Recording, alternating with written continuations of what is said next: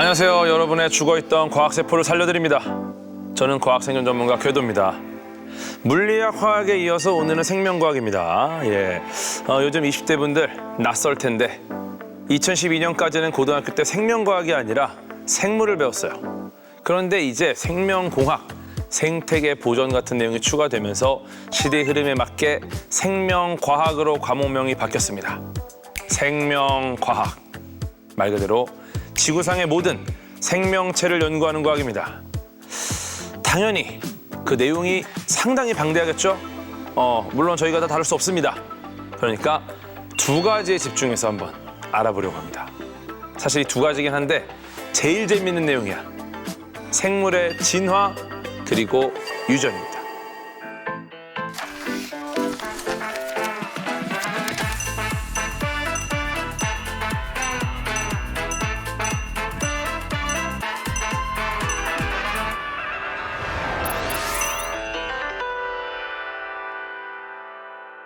이번 시간은 진화를 주제로 이야기를 해볼 건데요.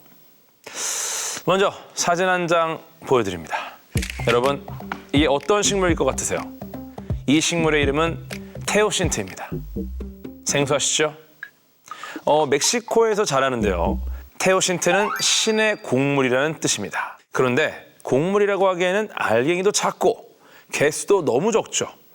작은데 단단하기까지 해서 먹기도 안 좋습니다. 그래서 농부들은 이 테오신트를 개량해서 우리가 요즘 많이 먹고 있는 음식으로 만들었습니다. 뭘까요? 바로 옥수수입니다. 저도 옥수수가 이렇게 일부러 품종을 개량해서 나왔다는 걸 얼마 전에 알았는데요. 멀리 멕시코까지 갈 것도 없이 우리가 먹는 쌀도 좀 더 생산성을 높이고 맛있게 하기 위해서 계속 품종을 개량하고 있습니다. 또 다른 사진을 보여드릴게요. 이거는 보자마자 대충 감이 오실 텐데요. 개량하기 전 야생의 바나나입니다. 사진만 보셔도 아시겠지만 원래 크기가 작고 씨가 너무 많았어요. 하지만 계속 개량을 해서 씨가 없는 종이 나오고요.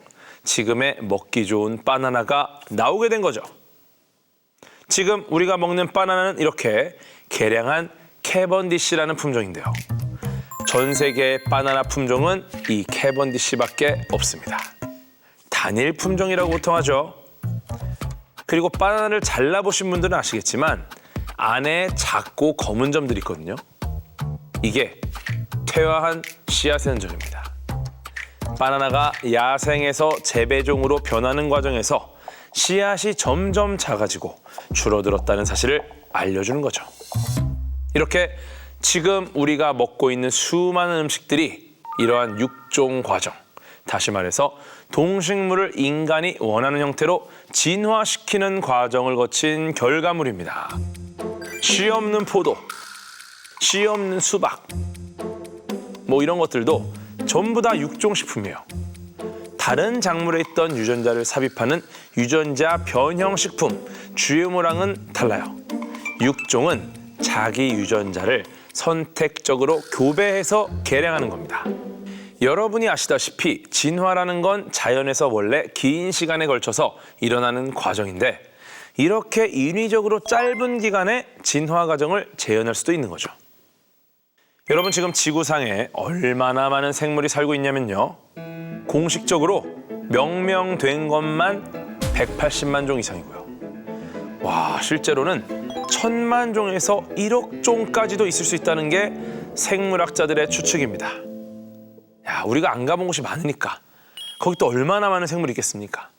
생물 다양성은 생명과학에서 아주 중요한 개념인데요. 물리학자나 화학자들이 원소를 주기율표로 정리하는 것처럼 생물학자들도 이 생물들을 일정한 규칙에 따라 정리하기 위해서 끊임없이 노력을 해왔습니다. 그런데 그게 당연히 쉽지가 않아요. 겉만 닮았다고 같은 종으로 분류되는 게 아니라 서로 교배도 가능해야 하고 복합적으로 여러 가지를 고려해야 됩니다. 이런 식으로 200만 종 가까이 구분해놨다고 생각하시면 얼마나 어려운 일인지 대충 짐작이 가실 거예요. 그럼 생물을 실제로 어떻게 분류하는지 하나씩 살펴보겠습니다. 고등학교 교과서에선 8개의 단계, 중학교 교과서에서는 7단계로 생물을 분류하는데요. 여러분이 가장 익숙하게 알고 계시고 또 가장 기본이 되는 단계가 생물 분류 체계에서 가장 아래에 있는 종입니다. 종.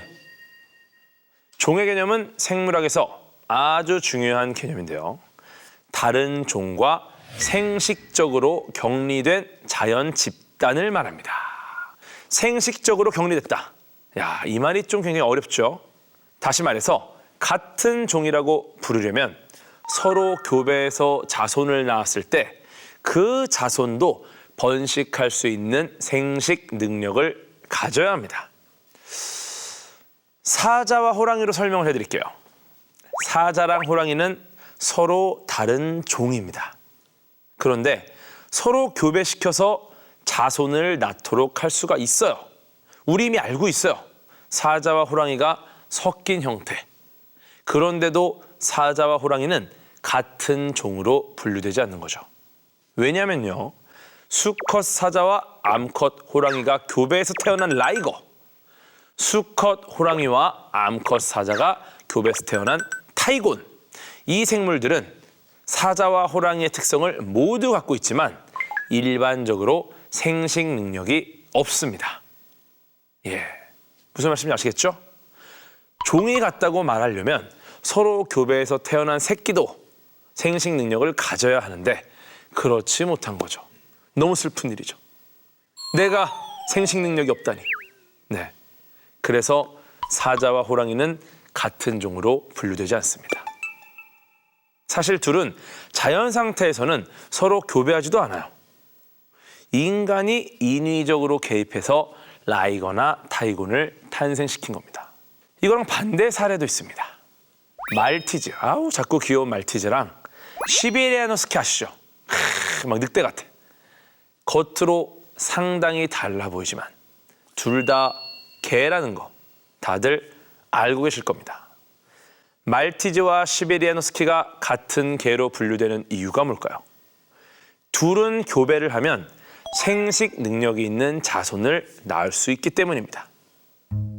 아시겠습니까? 네, 말티즈와 시베리안 허스키.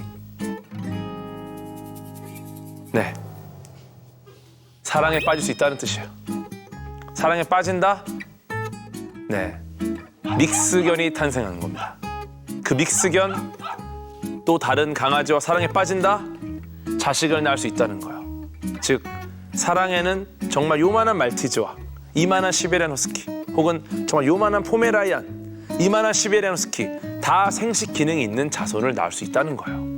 같은 개라는 겁니다. 말스키, 폼스키, 시베리안 허스키 다 생식력이 있다. 아시겠죠? 자손을 낳을 수 있어야지 같은 종입니다. 종은 생물 분류 체계에서 가장 아래 단계입니다. 자세히 살펴보면 이렇습니다. 가장 아래 단계가 종, 그 위가 속, 과, 목, 강문, 개, 역 이렇게 됩니다. 종, 속, 과, 목, 강문, 개. 개라는 게 우리가 흔히 말하는 동물계, 식물계 같은 건데요. 아마 방송 보시는 분들 중에서 많은 분들이 개를 가장 큰 단위로 배우고 기억하고 계실 텐데 개까지는 우리가 잘 아는 린네라는 과학자가 만든 분류체계입니다. 그런데 그 위에 역이라는 단계가 하나 더 있죠. 역이라는 개념은 1990년에 칼 워즈라는 과학자가 추가한 겁니다. 이게 얼마 안 됐어요. 기존에 우리가 알던 세균과 구분되는 고세균이 발견되면서 추가된 단계입니다. 이해하기 쉽게 사람으로 예를 들어볼까요? 우리 인류는 진핵, 생물력, 동물, 개, 척추동물, 문, 포유, 강, 영장, 목, 사람, 과, 사람 속, 사람 종에 속합니다. 사람 종은 영어 학명이 아마 다들 익숙하실 거예요. 네, 호모 사피엔스입니다. 그 윗단계인 사람 속에 속하는 생물로는 우리를 포함해서 호모 에렉투스, 호모 하빌리스 같은 호모라는 글자가 붙은 지금은 멸종한 인류가 있습니다. 그 위인 사람과에는 침팬지, 고릴라 등이 속하고요. 영장 목까지 올라가면 여원숭이, 안경원숭이도 인간과 같은 그룹에 포함이 됩니다.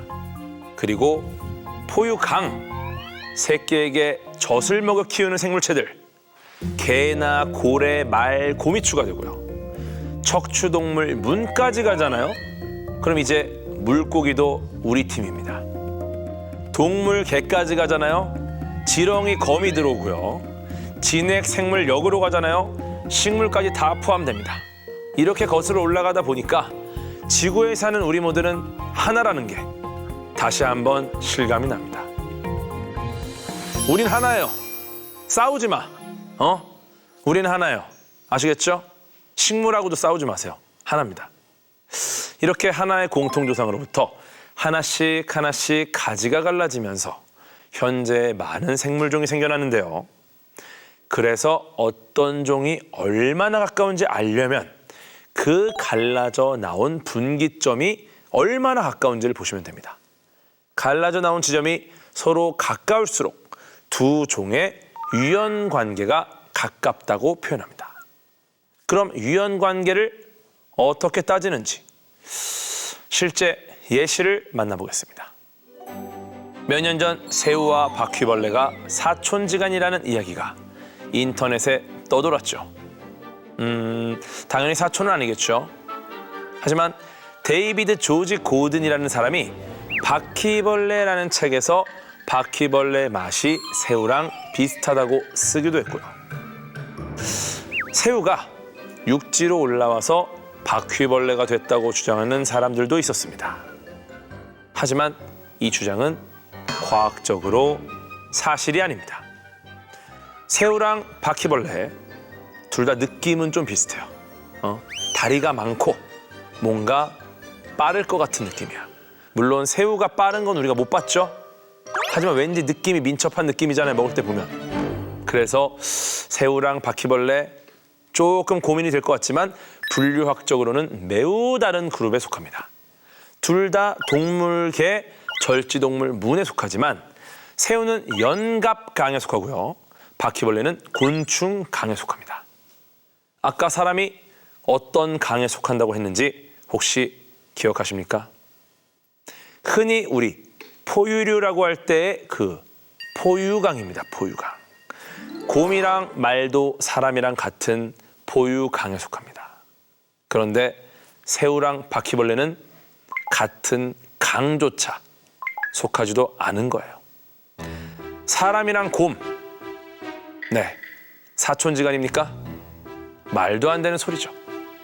사람이랑 곰보다도 개통학적으로는 새우와 바퀴벌레가 더 관련이 없다는 뜻인 거죠. 네, 새우랑 바퀴벌레는 사촌지간이라는 거는 루머입니다. 둘은 유연 관계가 가깝지 않다. 이렇게 말씀드릴 수 있을 것 같네요. 하나만 더 볼까요? 전복이랑 조개는 둘 다 껍데기가 있고 바다에 사니까 비슷하다고 생각하실 수 있는데요. 실제로 전복은 조개보다 육지에 있는 달팽이랑 더 가깝습니다. 조개는 이메페강에 속하는데요. 여기 속하는 생물은 껍데기가 양쪽에 있어요. 이메페, 껍데기가 두 장이라는 뜻입니다. 이메페. 전복은 복족강에 속합니다. 그리고 달팽이도 복족강에 속합니다. 복족은 뭐냐? 복에 족이 달렸다는 거예요. 배에 발이 달렸다는 얘기입니다. 전복과 달팽이는 둘 다 껍데기가 한쪽에만 있고요. 껍데기에 나선형 무늬가 있습니다. 또 바다에서 전복이 움직이는 모습을 보면 넓은 발로 바닥을 기어다니는 모습이 어쩌면 달팽이랑 좀 비슷해요. 한마디로 전복은 조개보다 달팽이랑 유연 관계가 가까운 거죠. 지금까지 생물의 분류 체계와 유연 관계를 같이 살펴봤는데요. 이렇게 분류하기도 힘들 만큼 다양한 생물이 어떻게 지구상에 존재하게 된 걸까요? 직관적으로 생각해 봐도 현존하는 모든 생물종이 처음부터 다 같이 뿅 하고 나타나서 그 후로 아무 우여곡절 없이 지금 상태로 쭉 이어져 왔을 거란 생각은 들지 않죠? 찰스 다윈은 종의 기원이라는 책에서 모든 생물의 공통조상이 있었을 것이라고 썼습니다. 영어로 Last Universal Common Ancestor, 앞글자만 따서 루카라고 불렀는데요. 루카는 가상의 생명체입니다. 이 가상의 최초 생명체가 자손에서 자손으로 이어지면서 여러 가지 변이가 나타나고 다양하게 진화했다는 거죠. 루카 같은 존재가 실제로 있었을까요? 진짜 우리의 공통조상이 있었을까요? 과학자들은 46억 년 전에 지구가 탄생하고 39억 년 전쯤에 지각이 안정됐을 거라고 추측하고 있는데요. 바로 그때쯤에 최초의 생명체가 나타났을 거라고 주장합니다. 원시 지구, 그러니까 정말 오래전의 지구, 초기 지구의 모습은 지금이랑 환경이 전혀 달랐어요. 목성처럼 대기에 수소, 암모니아, 메테인 같은 게 많았고 산소는 거의 없었을 거라고 합니다. 바다는 뜨겁고 운석과 해성도 계속 충돌하고요. 한마디로 생명이 태어날래야 태어나기 힘든 척박한 환경인 거죠. 이런 원시지구에서 도대체 어떻게 최초의 생명체가 생겨났는지 사실 관찰을 할 방법이 전혀 없어요. 그래서 과학적으로도 여러 가지 가설이 존재하는데요. 우리 고등학교 교과서에 실린 내용을 설명드리면 알렉산드르 오파린이라는 러시아의 생화학자가 제안한 화학적 진화설이라는 게 있습니다. 오파린은 대기 중에 메테인, 암모니아, 수소, 수증기가 서로 화학 반응을 일으켜서 아미노산 같은 단순한 유기화합물이 되고 그게 비와 함께 내려와서 바다에 모였다고 생각했어요. 이렇게 모인 유기물이 진하게 축적되면서 자기들끼리 결합을 해서 단백질, 핵산 같은 복잡한 유기화합물이 되고 이게 아마 원시세포로 진화했을 거라는 얘긴데요. 오파린은 실험실에서 원시세포가 만들어지는 과정을 재현해보기도 했습니다. 그렇게 했더니 실제로 액체방울 형태의 유기물질이 만들어졌어요. 그걸 코아세르베이트, 라틴어로 함께 쌓여있는 덩어리라고 불렀습니다. 물론 코아세르베이트가 진짜 최초의 생명체에 가까운 물질인지는 확인할 길이 없어요. 뭐 그때 안 가봤으니까 어떻게 알아요? 다만 1950년대 초반에 스탠리 밀러와 헤럴드 유리라는 두 명의 화학자가 메테인이랑 수소 같은 걸 용기에 넣고 전기 방전을 일으켜서 무기물에서 단순한 유기물을 만드는데 성공했고요. 그리고 그로부터 5년 후에 시드니 폭스라는 과학자가 아미노산을 그보다 복잡한 유기화합물로 만드는데 성공했습니다.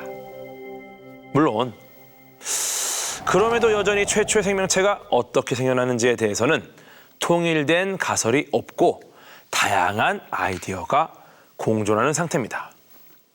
자, 그럼 그게 뭐가 됐든 최초의 생명체가 지구상에 나타났다고 가정해 볼게요.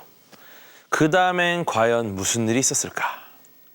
진화란 무엇인지, 구체적으로 어떻게 이루어지는지 그 원리를 살펴보도록 하겠습니다. 진화의 원리를 이해하려면 우선 변이라는 개념을 이해하는 게 아주 중요합니다. 우리가 돌연변이라고 할 때 그 전에 없던 새롭고 특이한 무언가가 나타나면 돌연변이가 나타났다 라고 하지 않습니까? 갑자기 돌연이 나타난 변이라서 돌연변이라고 하는데요.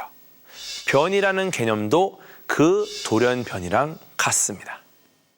여러분에게 한번 쉬운 예시로 설명드리겠습니다. 바로 2019년 말에 중국에서 처음 등장해서 전 세계를 휩쓸었던 바로 그 녀석, 나쁜 녀석, 코로나 바이러스입니다. 이게 바로 코로나 바이러스입니다. 정확한 명칭은 제2형 중증 급성 호흡기 증후군 코로나 바이러스입니다. 영어로는 줄여서 사스코브2라고 하는데요. 처음 이 바이러스가 우한 폐렴이라고 해서 한국에 들어왔을 때 기억나시죠? 야, 완전 패닉이었어요.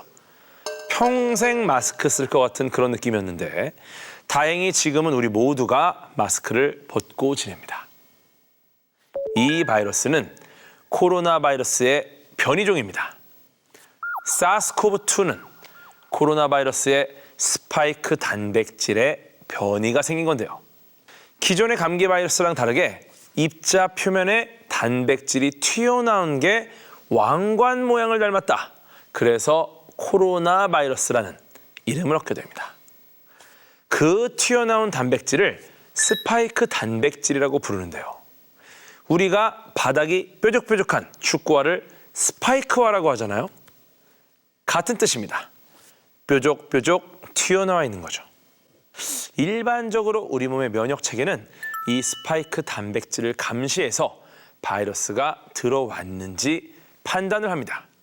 그런데 이 스파이크 단백질의 변이가 생기니까 바이러스가 침투를 해도 평소에 보던 느낌이 아니야. 이 뾰족뾰족한 게. 그러니까 면역계가 빨리 알아채고 대응을 못했어요. 거기다가 몇 가지 변이가 더해져서 더 적은 수의 바이러스로도 쉽게 감염이 되면서 유행처럼 퍼져나간 거죠. 그래서 우리 과학자들이 어떻게 했습니까? 부랴부랴 백신 개발을 했습니다. 다들 1차 접종, 2차 접종 하셨을 거예요. 그런데 바이러스 변이가 너무 빠르다 보니까 백신으로 대응하기 힘든 돌연변이들이 줄줄이 나왔습니다. 알파, 베타, 델타, 오미크론 이름도 정말 많았던 거 기억나시죠? 불과 2년 정도 만에 이렇게 다양한 변이가 나타났습니다. 진화는 이런 변이가 오랜 시간 누적되면 일어납니다. 원래 유전이라는 건 자신의 유전 정보를 100% 고스란히 전달하는 게 기본적인 컨셉이에요. 그런데 다양한 이유로 100% 오차 없이 복제되지가 않고 변이라는 게 일어나요. 변이에는 어떤 목적도, 방향성도 없습니다. 그냥 벌어진 일이에요. 여러분이 종이를 한 장 복사해요. 똑같이 복사하겠죠. 하지만 똑같습니까? 조금씩 뒤틀린단 말이에요. 네. 똑같이 복제가 되지 않는 거. 요게 변이입니다. 찰스 다윈의 종의 기원을 보시면 변이와 자연 선택이 진화에서 가장 핵심적인 개념입니다. 그런데 이 변이와 자연 선택이라는 개념을 정말 많은 분들이 자주 헷갈리세요. 방금 말씀드린 코로나 바이러스로 예를 들어 보면은 어떤 분들은 바이러스가 마치 백신을 피하려고 노력하다 보니까 새로운 돌연변이로 진화했다고 오해하시는 분들도 계세요. 하지만 아까 말씀드렸죠? 변이는 그냥 100% 정확하게 복제가 안 되는 과정에서 어쩌다 보니까 나타나는 겁니다. 그런데 여러 가지 변이 중에서 환경에 유리한 것, 코로나 바이러스로 치면 계속 개발되는 백신에 당하지 않는 변이가 결과적으로 살아남아요. 그러니까 얘가 우세종이 되는 거죠. 이게 자연 선택입니다. 예전에 진화 얘기 나오면 자주 눈에 띄던 그림이 있었습니다. 기억나실지 모르겠는데 기린이 높은 데 있는 나뭇잎을 뜯어먹으려다가 목이 점점 길어지는 방향으로 진화했다. 그런 내용이죠. 이런 걸 용불용설이라고 합니다. 용, 사용하면 발달하고 불용, 안 쓰면 퇴화한다. 그런 뜻인데요. 용불용설은 현재 기준으로 조금 고민이 필요한 가설입니다. 우선 후천적으로 목을 늘어나게 할 수 있다고 한들 그런 건 유전이 되기가 어렵죠. 그리고 또 강조하지만 변이는 어떤 목적 없이 그냥 일어납니다. 그러니까 맞는 설명은 이런 거예요. 어느 날 갑자기 이유 없이 목이 긴 기린이 태어났는데 그 녀석이 운 좋게 높이 있는 나뭇잎을 잘 따먹을 수 있겠죠. 그러니까 목이 긴 기린들은 잘 먹고 잘 지내. 그러면 어떻습니까? 교배도 잘해. 그럼 또 목이 긴 기린들의 자손들이 또 살아남겠죠. 얘네도 목이 길어. 또 살아남아. 그렇게 해서 더 많이 살아남아서 우세종이 됐다. 이렇게 보는 게 자연선택 개념에 맞는 생각입니다. 제가 가상의 퀴즈를 한번 내보겠습니다. 여기 빨간 나비가 있습니다. 그런데 빨간색만 보면 귀신같이 달려들어서 잡아먹는 천적 개구리가 있어요. 그런데 초록나비는 주변 색에 묻혀서 개구리가 사냥하기 힘들어요. 빨간 나비가 나중에 초록나비로 진화했다고 할 때 진화 과정이 어떻게 될까요? 1번, 한 세대 한 세대 차츰차츰 그라데이션으로 빨간색이 초록색으로 바뀐다. 2번, 갑자기 변이된 초록나비가 나타나서 그 나비가 우세종이 된다. 우리가 말하는 자연선택은 2번이 정답이라고 말합니다. 요약하면 최초의 생명체가 세대를 거듭하는 사이에 다양한 변이가 일어났고요. 각각의 환경에 유리했던 변이종들이 자연선택을 받으면서 오늘날 다양한 생물체로 진화했다. 이렇게 깔끔하게 정리할 수가 있겠습니다. 지금까지 진화론에 대해 살펴봤는데요. 끝으로 진화론과 관련된 오해 몇 가지를 풀고 마무리를 해볼까 합니다. 우선 인간은 원숭이로부터 진화했다. 대표적인 오해입니다. 원숭이가 사람이 되는 듯한 그림 많이들 보셨을 텐데요. 혹은 이런 것도 있습니다. 우리가 만약에 원숭이로부터 진화했다면 동물원의 원숭이는 언제 사람이 되냐? 뭐 이런 식의 질문들. 진화론에 따르면 인간과 원숭이는 공통 조상으로부터 갈라져 나왔을 뿐입니다. 다시 말해서 공통 조상으로부터 왔지만 원숭이는 인간의 직계 조상이 아닙니다. 인간은 인간으로, 원숭이는 원숭이로 독립적인 진화를 해온 거죠. 이 말은 뭐냐? 원숭이도 이미 끝까지 진화를 한 상태라는 겁니다. 절대 인간으로 가고 있는 중간 단계가 아니에요. 원숭이도 이미 스스로 공통 조상으로부터 끝까지 진화한 상태인 겁니다. 아시겠죠? 동물원의 원숭이는 인간이 될 수 없습니다. 걔네도 걔네 나름대로 환경에 맞게 끝까지 진화한 거예요. 두 번째 오해입니다. 우월한 유전자를 가진 개체가 살아남은 것이다. 이거 좀 애매한데요. 먼저 우월하다라는 걸 정의해야겠죠. 우월하다. 네, 이거는 사실 되게 어려운 얘기예요. 어떻게 우월하다고 정의할 것인가? 우월한 유전자가 살아남았기보다는 주어진 환경 조건에 유리한 유전자가 살아남았다고 보는 게 더 정확합니다. 그리고 우월하다는 걸 정의하기 정말 어려운 거예요. 여러분, 피지컬이 세계 최강인 사람이랑 천재적인 머리를 가진 사람이 있다면 누가 더 우월합니까? 이거는 상황에 따라 다른 겁니다.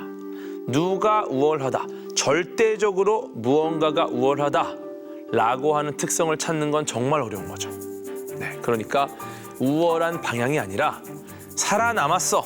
살아남은 그 결과야. 그 결과인 분들, 그 결과인 모든 생물체는 우월하기 때문에 살아남은 겁니다. 각자 우월한 무언가를 갖고 있었기 때문에 멸종하지 않은 거겠죠. 또 바퀴벌레는 완벽한 생물이다. 이런 이야기도 있어요. 네, 왜냐? 바퀴벌레는 인류가 멸종해도 살아남을 것이다. 생명력이 매우 끈질기다.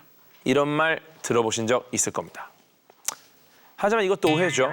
네, 물론 현재 기준 바퀴벌레가 환경에 매우 잘 적응해 있는 생물일 수는 있습니다. 정말 죽지도 않고 사라지지도 않고 굉장히 빠르고, 네. 하지만 기후변화를 비롯해서 환경 조건이 갑자기 바뀌어도 살아남을 수 있을지는 누구도 절대 장담할 수가 없습니다. 마지막으로 진화는 빠르게 일어난다. 나이 드신 분들은 오히려 이런 오해가 없는데요. 간혹 어린 친구들이 캐릭터가 뿅 진화했다. 이런 진화하는 게임이나 애니메이션 때문에 진화를 정말 매우 빠르게 일어나는 현상으로 오해하는 경우가 있습니다. 와, 진화했다. 그 게임, 그 만화, 걔네 진화 아닙니다. 오히려 변태에 가까워요. 아시겠죠? 진화가 아니라 걔는 변태입니다. 아시겠죠? 일반적으로 진화는 매우 느리게 일어납니다. 일부 환경에서 빠른 진화가 있을 수도 있지만 보통은 수천에서 수백만 년에 걸쳐서 작은 변화들이 축적되면서 큰 변화로 이어집니다. 그러니까 하나의 개체가 무언가로 변하는 것은 변태에 가깝고요. 진화는 거대한 어떤 장기적인 흐름의 결과를 우리가 보는 거라는 거 잊지 마세요. 이렇게 이번 시간에는 생물 분류와 진화에 대해서 알아봤는데요. 변이와 자연 선택에 대해서 확실하게 이해가 되셨다면 좋겠고요. 사실 지구상의 모든 존재가 우여곡절을 겪으면서 지금까지 버텨온 거거든요. 정말 우리 곁에 살아있는 모든 생명체들, 모든 것들, 얘네들이 다 대단한 분들이에요. 좀 더 사랑할 수 있는 계기가 되면 좋겠습니다. 다음 시간에는 진화만큼이나 헷갈리는 유전에 대해서 또 다른 재미있는 이야기를 준비해서 찾아오겠습니다. 지금까지 여러분의 과학 생존 전문가 궤도였습니다.